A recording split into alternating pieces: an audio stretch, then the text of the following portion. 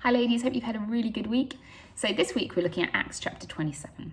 Last week we saw how Paul was brought in front of Festus, the new ruler in Caesarea, and he appealed to Caesar directly to hear his case, since Festus clearly wasn't going to give him a fair trial.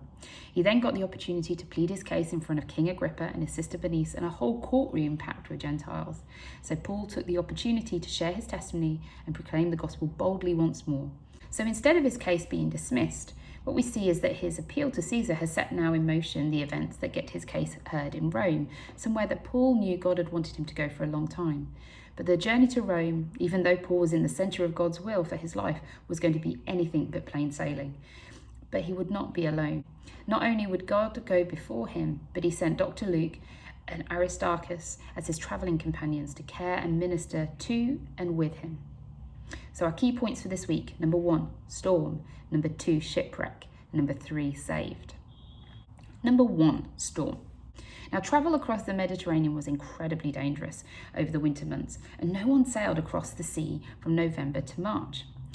Now, Paul and a number of other prisoners were handed over to a centurion from the imperial guard, Julius, who treats Paul kindly, since he is both a Roman citizen and is currently presumed to be innocent.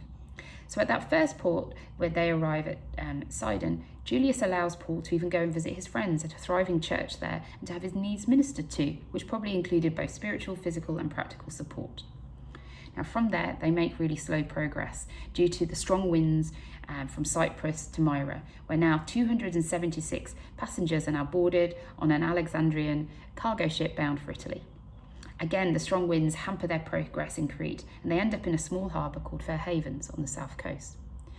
Now, Luke gives an insight into the urgency of the situation, as clearly Centurion Julius just wants to deliver his prisoners safely to Rome as quickly as possible.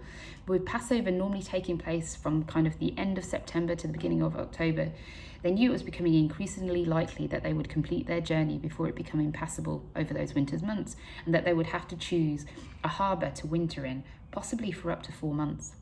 Ignoring Paul's advice, they set sail in a gap in the weather, but soon find themselves in an unrelenting storm, the northeaster, which was so violent they could no longer navigate or steer the ship, and they drift out into the open sea, the one place they didn't want to be. They came to a small island without a harbour and took the opportunity to secure a lifeboat aboard, strengthening the ship and set sail again, but quickly realising that they are in a fight for their lives, decide to ditch the cargo a few days later, and then the ship's tackle, and for 3 days straight they see no sun or stars and are unable to navigate. The only thing that's left of any value are the 276 souls on board, and these poor men had completely lost all hope. They were in desperate need of a miracle and a saviour. Number 2, shipwreck. In the midst of this desperate situation, Paul stands up amongst the abjectly depressed passengers and says that an angel has appeared to him saying, "Do not be afraid, Paul. You must stand trial before Caesar, and God has graciously given you all the lives of all who sail with you. So keep up your courage, men, for I have faith in God that it will happen just as he told me." God came and comforted Paul again and clearly responded to his earnest prayers. And Paul then reminds them that they should have listened to him before, but urges them to listen to him now, to have courage, to hang on, for they will run aground on some island.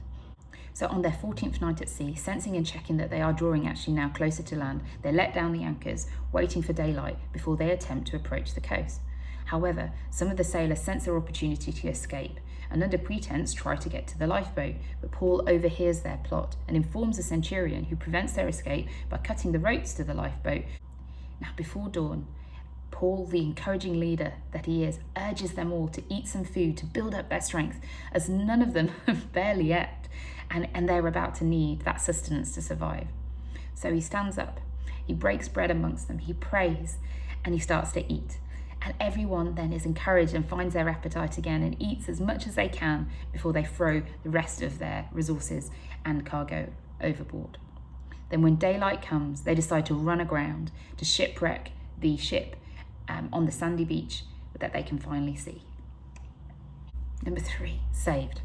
Here in the final moments, when the enormous ship starts to break apart, some of the soldiers, worried that the prisoners would try to use the opportunity to escape, plan to kill them.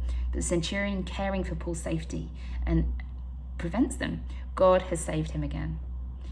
So contrary to what all of those aboard believed during those horrendous 2 weeks adrift in the Mediterranean Sea, apart from Paul, Luke and Aristarchus, who clung to the promises of God, they were all saved. Not a single man lost their lives.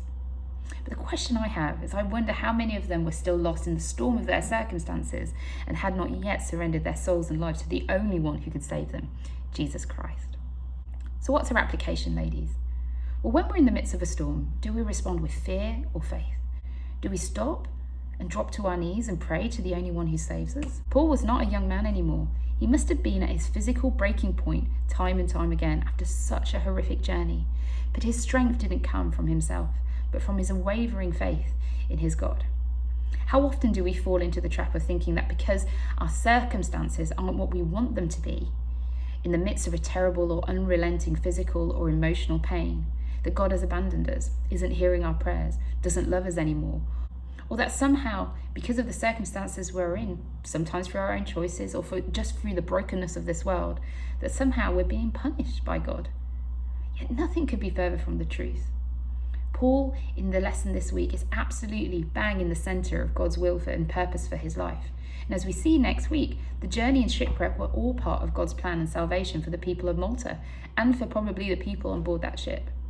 So whatever you're going through, I hope that this passage this week reminds you that God's ways are higher than ours, that his plans and purposes for our lives are greater and more profoundly, eternally important than the plans you and I make for our lives, and that we can choose to bring all of our cares and concerns to the Lord because he cares for us. As it's beautifully put in Hebrews 4:16, let us then approach God's throne of grace with confidence so that we may receive mercy and find grace to help us in our times of need. I hope you have a wonderful week, ladies. See you soon. Take care. Bye.